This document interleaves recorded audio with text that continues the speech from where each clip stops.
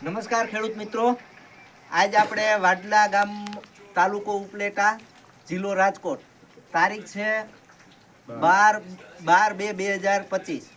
આજે આપણે અશ્વિનભાઈની વાડીએ જે પેસિફિકા સીડના દામીની વેરાયટીનું વાવેતર કર્યું છે, તો એમાં પાક નિદર્શન માટે ભેગા થયા છીએ।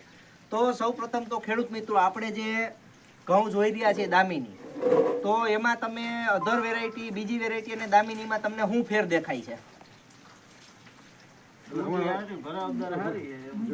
અને ફૂટ હારી છે, ફૂટ હારી છે, મોટી મોટી સારો છે, છે અને દાણાની સંખ્યા 78 છે। 78 દાણા એક ડુંડી।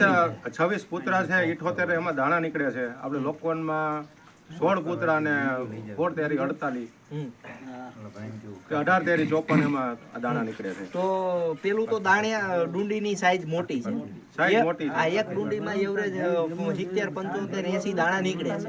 80 પ્લસ જ આ પછી આ એનું જે આ થડ રહ્યું, આ તમને મજબૂત દેખાય છે, જે નોર્મલ આપણે બીજી લોકલ આ વેરાયટી ફૂટાવથી માંડીને એનું દાંડર આપણે કહીએ, એટલે ઢળવાના પ્રશ્નો નહીં।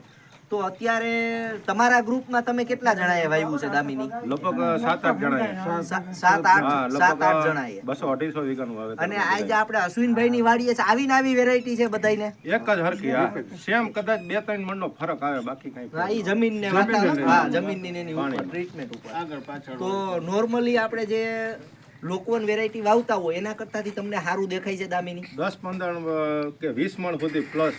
હા, તો જે રેકોર્ડ બ્રેક ટૂંકમાં અટાણ સુધીના તમારી હિસ્ટ્રીમાં જે ઉત્પાદન આવ્યું એના કરતાથી વધારે ઉત્પાદન આવે 45-50 નો અમારે ઉતારો આવતો લોકવન ને ટુકડામાં, આમાં 60-65 સુધીનો આવશે એવું લાગે છે। મારા 55 વર્ષની ઉંમરની અંદર આવો ડુંડીનો ગ્રોથ મેં કઈ જોયો નથી, સીધી જ વાત।